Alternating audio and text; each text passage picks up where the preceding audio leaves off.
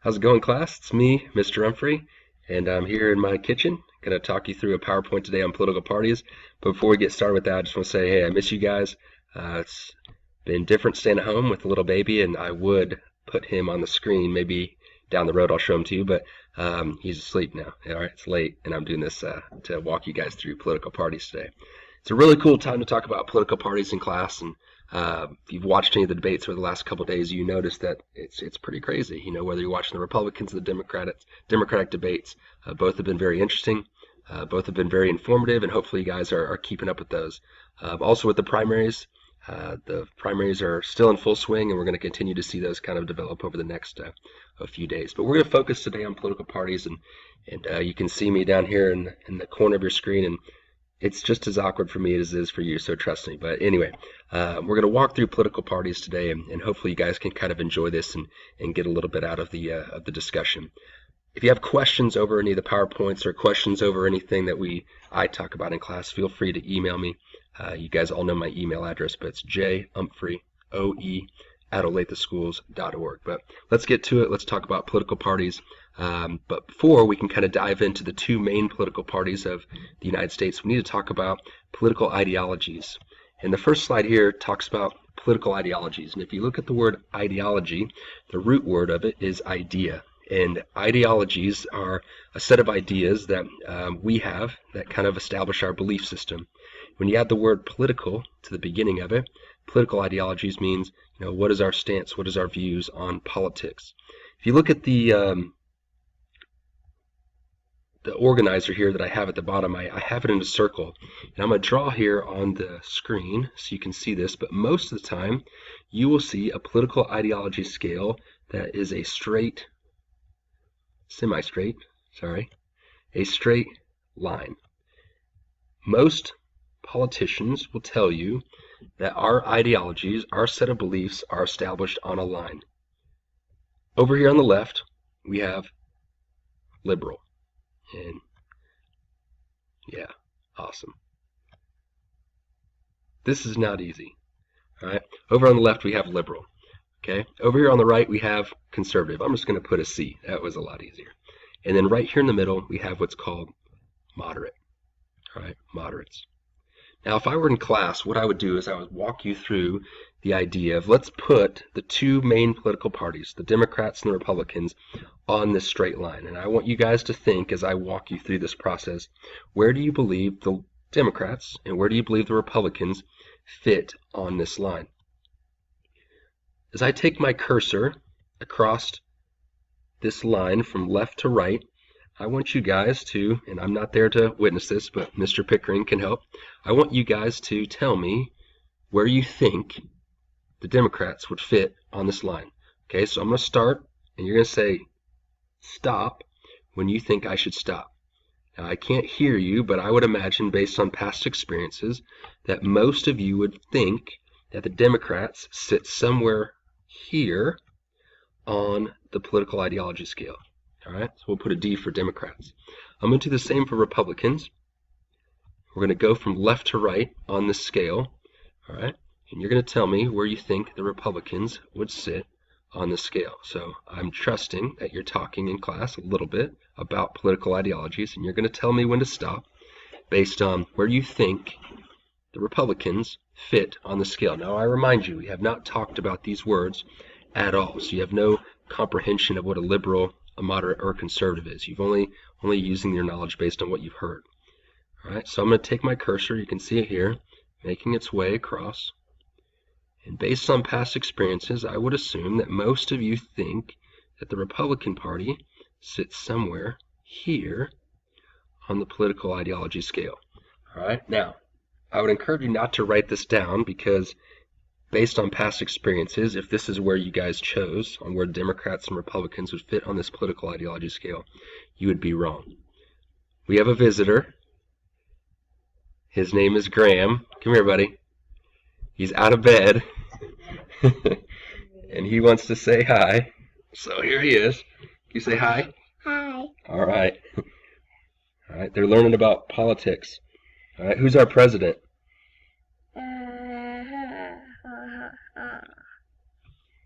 Who's our president? You know his name. President Obama. Good job, buddy. All right, now go to bed, okay? Oh yeah, I have to get what I was talking about. Okay. So yeah, this is fun with kids. But back to where I was talking. I would tell you that if you place the Democrats here and the Republicans here on the scale, you would actually be wrong. On a traditional linear political ideology scale, the Republicans and Democrats both in 2016, and this changes, but in 2016 would both be about as close to the middle as possible. You might ask, Mr. Humphrey, that doesn't make sense. Everything I hear on TV tells me the Democrats are liberal and the Republicans are conservative. I would tell you that that is true in regards to each other. The Democrats are more liberal than Republicans, and the Republicans are more conservative than the Democrats. However, most of the people who vote in elections fit somewhere in this box. So when we go to vote here in November for our president, most of the people voting fit somewhere within this box. And, you know, we can argue it when I get back about whether the box should shift one way or the other, but traditionally this is where most people would fit in this box. Well, you might say, well, Mr. Humphrey, I don't understand. You know, what does this mean? Well, we need to define what these words mean. What does liberal mean? What does conservative mean? And what does moderate mean? So I am going to take us to something even cooler. We're going to move over here, and we're going to go to a Word document. And you can see I'm writing a paper, so that's awesome. But we're going to look at a Word document, and we're going to define these words. So if you have notes, you want to make sure that you are writing this down in your notes. All right? 3 words: liberal, conservative, moderate. And whenever you're talking about anything within government, it's all how it relates to the Constitution. So the key factor, and I'll write this down, the key factor is how they relate to the Constitution. All right? How do they relate to the Constitution? That's the key factor. Liberals favor what we call a loose interpretation of the Constitution.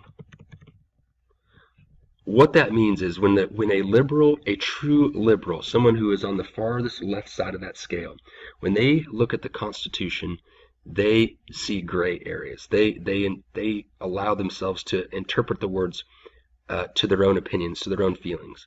For example, if you say, okay, the right to bear arms, well, they'll say, well, you have the right to bear arms, but you know there should be limitations. The amendment actually reads, you know, militia. So you have to be in the militia in order to do it, or you have to, you know, be a part of the army to do it. Since we don't really, you know, use militias like we did in the past. So a liberal would favor inputting some of their own thoughts, some of their own opinions into the Constitution. A conservative believes in a strict interpretation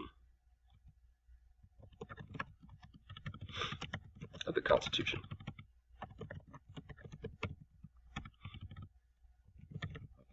And what that means is that when a conservative reads the words of the Constitution, they take the words literally. You know, you have the right to bear arms. You have the right then, according to a conservative, to have whatever, you know, gun you want. You know, that's what a true conservative would say. And if you're listening to me describe liberals and conservative, you're hopefully recognizing that neither one of those relate to either Democrats or the Republican Party. They're both what we call moderates. And a moderate believes in a balanced interpretation of the Constitution. All right. I'll give you a few seconds to write this down, and if Mr. Pickering needs to pause it here, he can before we go back. But these 3 factors, make sure you have in your notes. Liberals believe in loose interpretation of the Constitution. Conservatives believed in strict interpretation of the Constitution, while a moderate believes in what we call a balanced interpretation of the Constitution. Going back to our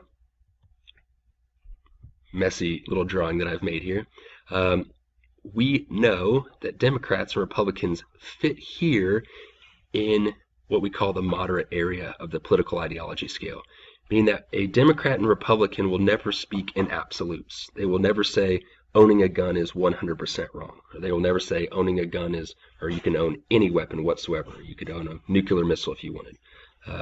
We believe in balance. Okay, both parties believe in balance because that's what the majority of the political parties believe, or the majority of the voters believe. Another example, when you talk about in terms of abortion, there's gray areas involved. So if you're using abortion as an example, you may say, I'm pro-life personally, but I don't want to make that decision for someone else. Or I'm pro-life except for rape or incest. Or I'm pro-choice for everyone else, but for me, I would never have an abortion. Those statements make you a moderate. Anytime you qualify a statement, it makes you a moderate. A liberal would speak in absolutes. They'd say abortions are okay no matter the circumstances. They're 100% okay 100% of the time, no matter what.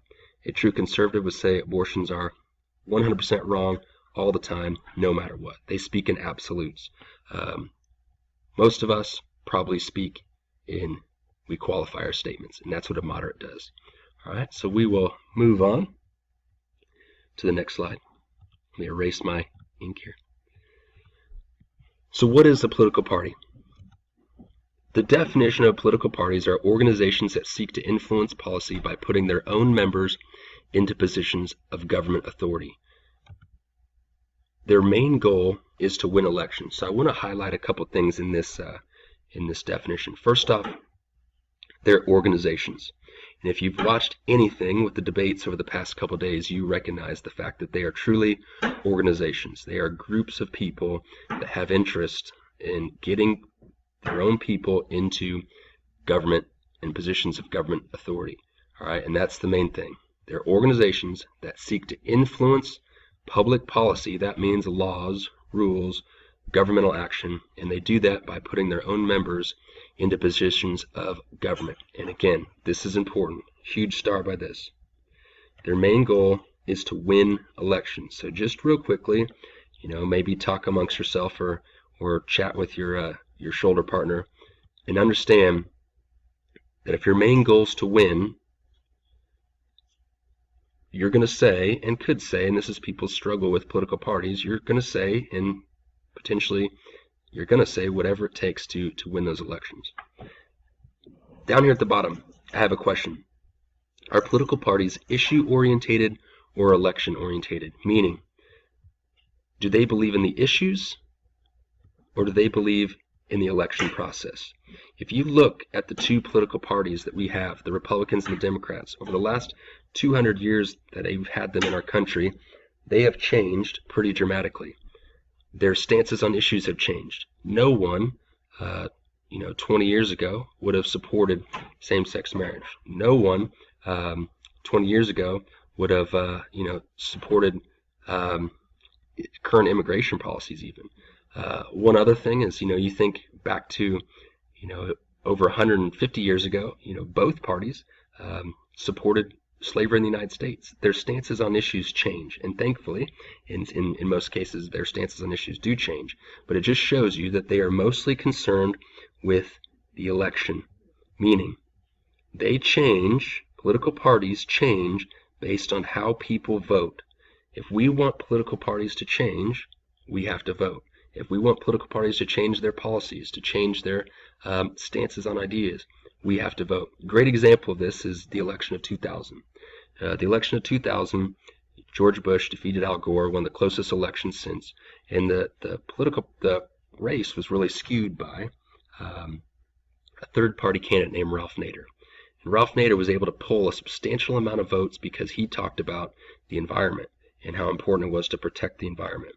Well, both political parties, the Republicans and the Democrats, saw that. They saw that they spoke to this third-party group and they both lost a lot of votes. In 2004, the next election, the second most talked about issue by both the Republicans and the Democrats was the environment. It just kind of shows how impactful the voting population can be and how election-orientated these political parties truly are. All right, moving on. So what do they actually do? What do political parties do? There's an acronym that'll help you identify the 5 functions of political parties, and that acronym is WINGS. They are watchdogs, and we'll cover these more in depth over the next couple slides, but just write these down as a remembrance. They are informers. They nominate. They govern. And they provide what we call the seal of approval. And I'll give you a second to write these down, and Mr. Pickering, feel free to pause this so kids can continue to write this down before we move on. But these 5 things are the actual functions of political parties. So if I were to ask you on a quiz or to ask you on a test, what do political parties do? You would regurgitate for me these 5 things that they do. Now, on a quiz or a test, I'll ask you to explain them, but for now, we're going to continue. So if you need to pause it, otherwise, here we go. Watchdog. All right, I love this little dog picture here. What is a watchdog? Think in your mind of when you hear the phrase watchdog, what do they do? Now, if I were there, I'd ask you guys to tell me, what do watchdogs do? They protect a junkyard. They protect your house. They protect something. Well, what do they do when someone's trying to break into your house or someone's trying to break into your lot? Well, they bark. That's essentially the same thing that political parties do. A political party is typically the group that's not in power. A watchdog party is typically the party not in power. And what they do is that they bark when the party in power is doing something wrong. So I use this little slogan here, and this is a little bit confusing, but I'll walk you through it. A watchdog party will try to convince us, the public, that the people who are in power should be out of power, and that them, the people who are out of power, should be in power. So if you think about the current, that's not good. If you think about the current, if you think about the current political groups vying for the presidency right now, the party out of power is the Republicans. They are trying very hard to convince us, the public, that they should be in and that the current Democratic Party should be out. They're the watchdog party. Now, on the flip side, if you watch the Democratic debates, they are currently out of power in both the Senate and the House. So they're trying to convince us, the public, that the Senate or the House of Representatives is the problem, and that those people there should be out and their people should be in. All right, they bring attention to the problems caused by the other party. Now, looking at the surface of this, you might say, Mr. Trump, that sounds pretty negative. I don't know if I necessarily like that. Well, the one good thing about it is it does hold the party in power accountable. Right now, we have a pretty balanced government, and it may not seem that way, depending on how you look at it, but we have a Democrat in the executive office, and we have the Republicans in control of the legislative branch. So right now, there's a pretty good balance of power. So the accountability component holds up pretty well. The second function, and pause this if you need to, but the second function is what we call the informer function. Political parties inform the nations on important issues, and this is key. And I'm going to explain this a little bit in depth, more than I would typically, because we're watching all these debates unfold. The parties try to sway the moderate voters, which we just established that most of us are moderate voters in the United States, and they try to sway us to their side. It's a pretty interesting concept because most of us have opinions, but yet we want to figure out who we align with the most that's currently running for office. And if you truly pay attention to the statements that the majority, now there are some outliers in these, there are some outliers in these primaries, but still, if you pay attention, you will notice that at times it can sound like the Democrats and the Republicans are essentially saying the same thing, just maybe in different ways. That is because most of us don't have our minds made up of what we truly believe or why we believe it, and we're wanting someone to help influence that. It's a tough thing. Oops, sorry. But there is one more thing I want to talk about in terms of informers. The other function that kind of goes along with informing is that these political candidates tell us what issues are important. And I should add that because that's important. We don't necessarily know the important issues in the United States. We know what's important to us, but yet as we hear these candidates talk about the issues, they're telling us, hey, this issue is important. You should pay attention to this issue. This is the issue that matters to you the most. And it's an interesting way on how they inform the country. All right, moving on. Pause it if you need to, but third one. Nominating function. This is what we're seeing right now with the primaries. One of the main functions of political parties is to name candidates, and we're seeing this function happen right now. They are currently trying to name a candidate for president in both the Republican Party and the Democratic Party, and it's a process for presidency because they are telling us, hey, we're going to narrow these guys down on the Republican side to one, and we're going to narrow these two Democrats down to one, and it's a very big process. Both sides do it differently. If you've paid any attention to the primaries, you know that the Democrats do it very differently than the Republicans. We can debate when I get back on which one you think is done better, but anyway, I would encourage you to look it up. But again, they're trying to name candidates. Now, the presidency is not the only candidates they name. They also name candidates for governors. They name candidates for the Senate, the House. They try to narrow it down to one representative that represents their party. So I'll use Kansas as an example. In Kansas, we will have a Republican and a Democrat run for our Senate seats. They're going to try to narrow it down to one as opposed to have 50 people run. All right, they want to narrow it down to one. That's just their goal. All right, so nominating, one of the main functions that we're seeing right now with the primary systems. Pause it if you need to, but I'll move on. Oh, I should add that. They choose who we can vote for. All right, easy. Governing. Political parties easily divide our country into two different ideologies, and this is an interesting fact of our government, specifically in the United States.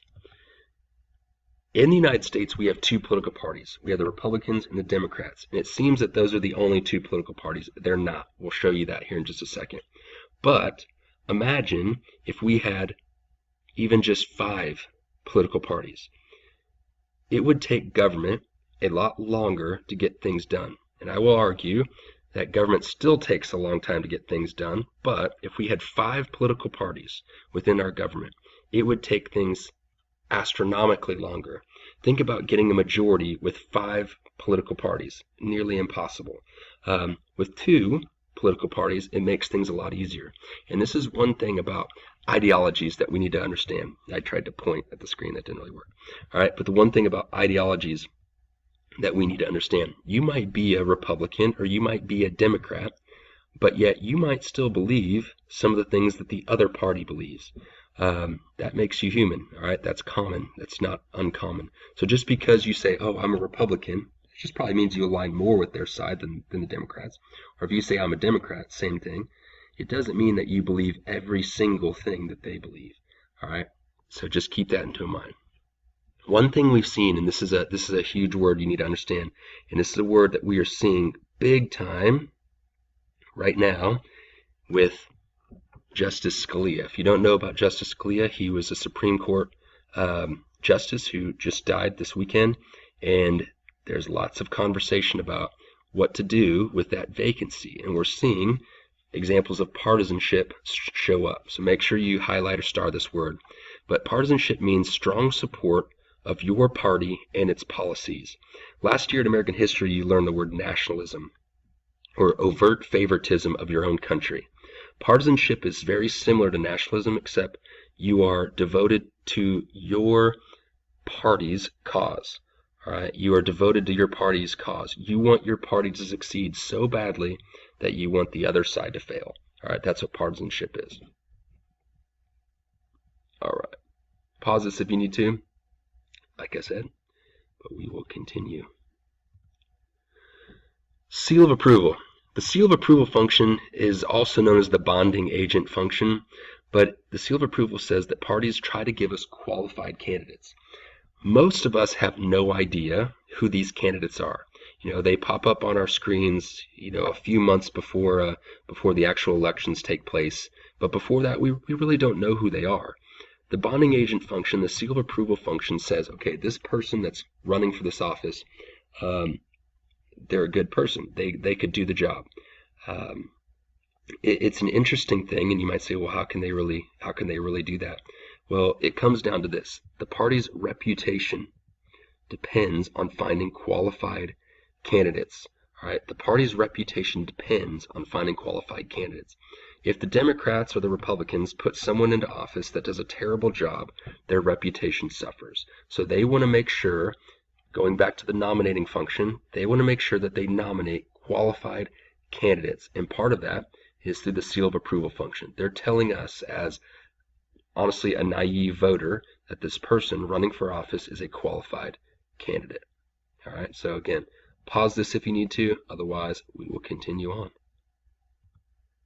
All right, don't worry about writing this slide down. I'm just going to fly through this really quick just because we're going to see this a little bit later when we actually go through the conventions right before end of the school year. I'll talk more about the conventions. So don't write any of this down.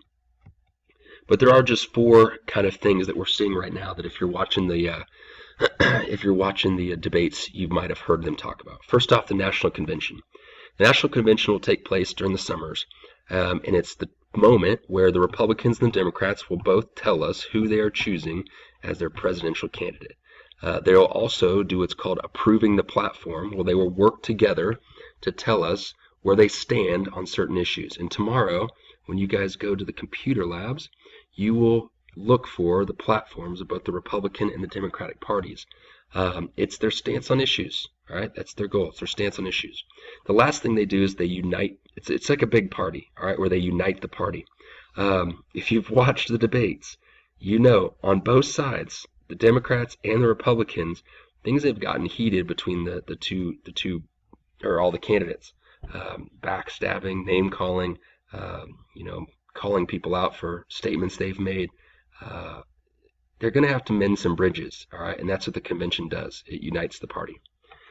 National committees, all right, composed of delegates from each state, and we'll talk more about delegates when I get back because the Democrats and the Republicans handle it very differently.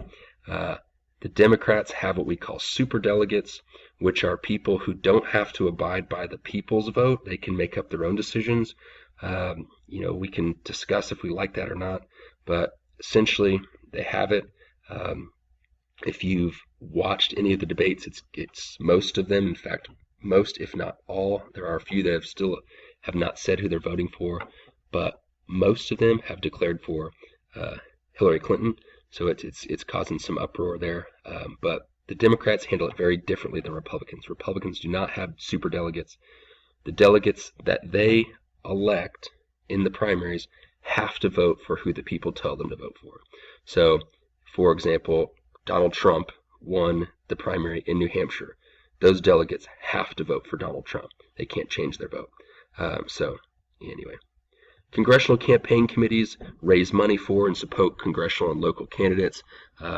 We're seeing this a little bit in the debates currently. Granted, those people are running for president, but they're talking about campaign committees. They're talking about raising money. And sometimes the congressional campaign committees will donate to a presidential candidate just for some name recognition. And the national chair is a person that we will see, and if you've watched the news, you have seen both of them talk on the news pretty regularly about their candidates, but they manage the party's daily work. All right, very cool. Keep it going.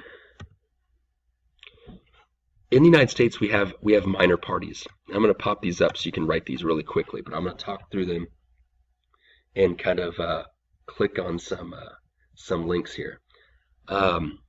There are 4 types of minor parties in the United States. So we have the Republicans and we have the Democrats, but then we have literally thousands of other smaller parties in the United States that really we don't hear about very often because they don't stand much chance of winning an election, especially national elections.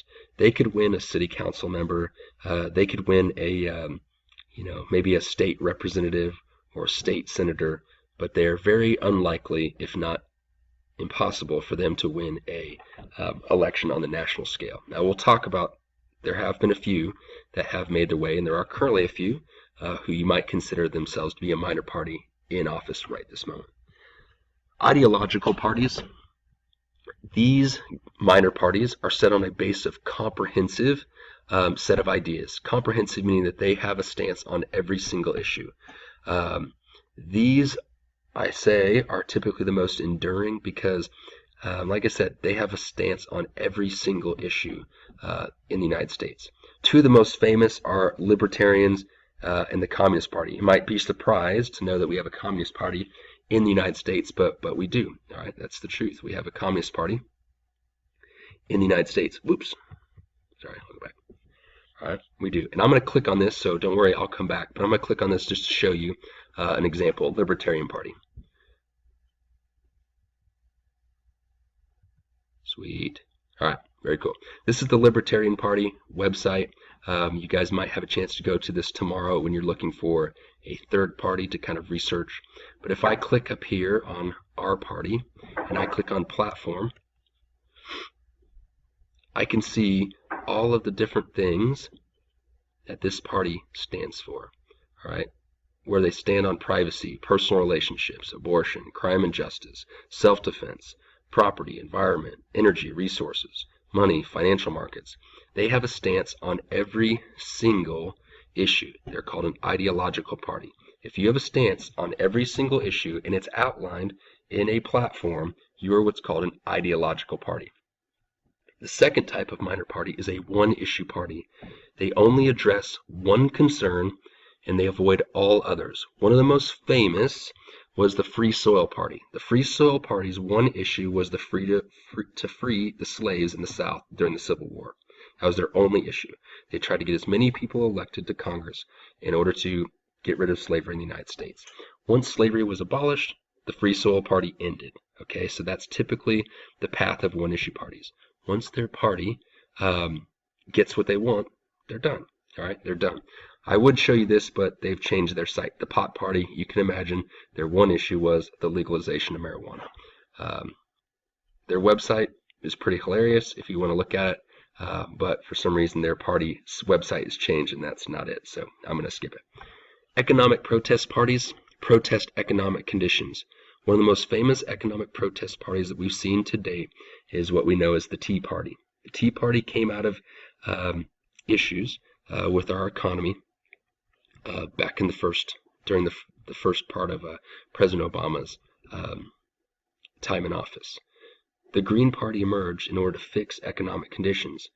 Now, they have gone from an economic protest party to an ideological party, and we actually have a few Tea Party members currently serving in the House of Representatives. But an economic protest party is essentially a one-issue party whose one issue is the economy. All right. Factional parties are what we could see in this election. If you've watched recently over the last day, honestly, we might have a factional party formed in support of Donald Trump. But a factional party forms from a split in a major party. So you have the Republicans, you have the Democrats, and they could potentially split and form what we call a factional party. Most factional parties are also ideological parties. Ideological parties. All right. One of the most famous ideological parties was the Green Party, and I'll come back to the website so you can see it. But it's the Green Party. All right, and you can see here's the Green Party's website. You can see what they stand for. If I click on About, I can see they have caucuses, they have state parties, they have a ton of different things that you can see. Their website has changed. Oh, here it is. All right, you can see their platform. I can click on it and I can see where they stand on all these different issues: healthcare, education, welfare, energy, nuclear issues. So even though they're a factional party, they actually were created from a split in the Democratic Party in the year 1996, but they didn't really get power until 2000. But they were created from a split, and they turned into a pretty powerful ideological party for a few years. All right, next slide. This is just a good political cartoon. Ralph Nader was the Green Party candidate in 2000 and 2004, and his main issue was the environment. And he said this: says we've got to put an end to our society's throwaway mentality. It shows this lady throwing her third-party vote into a trash can. Brings up the question, why would anyone vote for a third-party candidate when they know that their candidate has no chance of winning the election? It all goes back to the election of 2000. In the election of 2000, the Green Party, which split from the Democratic Party over the one issue of the environment, they received a lot of votes from people. In fact, they probably received enough votes to swing the election in favor of George Bush winning the election in 2000. Well, like I said earlier, in the election of 2004, the second most talked about issue was the environment, because both the Republicans and the Democrats wanted to get those votes of those people that voted for Ralph Nader in the 2000 election. All right, now, Republicans versus Democrats, and this says 2012, so I'm going to click on this. It's not 2012, sorry, 2016.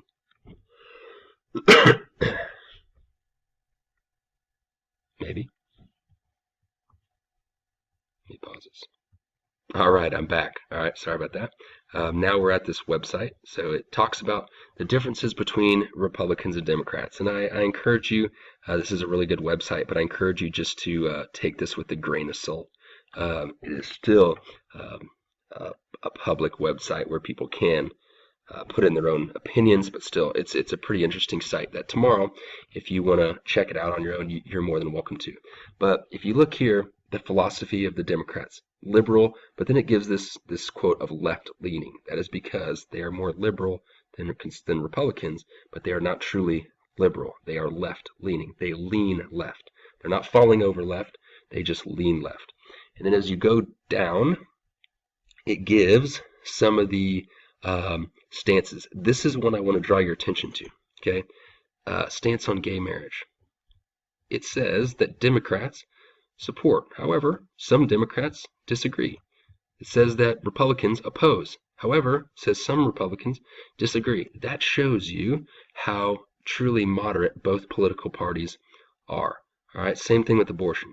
Should not be made legal or illegal. Should support Roe v. Wade, which Roe v. Wade does limit the types of abortions you can have. But again, some Democrats disagree. Should not be legal, oppose Roe v. Wade, but says some Republicans disagree. It shows you how neither one of them are 100% liberal or 100% conservative. They're moderate, all right, because they have some people within their parties and even some people personally that disagree, all right. You can check this out tomorrow on your own as you kind of go through it. I do want to draw your attention to these, the symbols for each. You should have noticed it as we went through it, but the donkey and the elephant. And then tomorrow, when you go to the websites, you're going to go to two websites, democrats.org and gop.com, in order to find all the information you need. All right, so anyway, with that being said, we'll go back to our PowerPoint.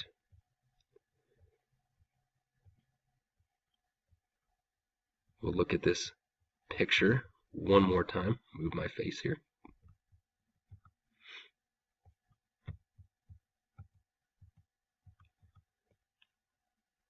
And we lost me.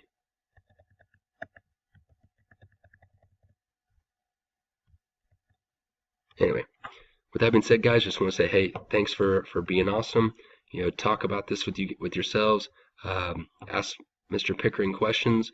Pay attention to the debates. Pay attention to the primaries. But most of all, I miss you guys, and hope you enjoyed this, and we'll probably continue to do this in the future. So, all right, have a good one.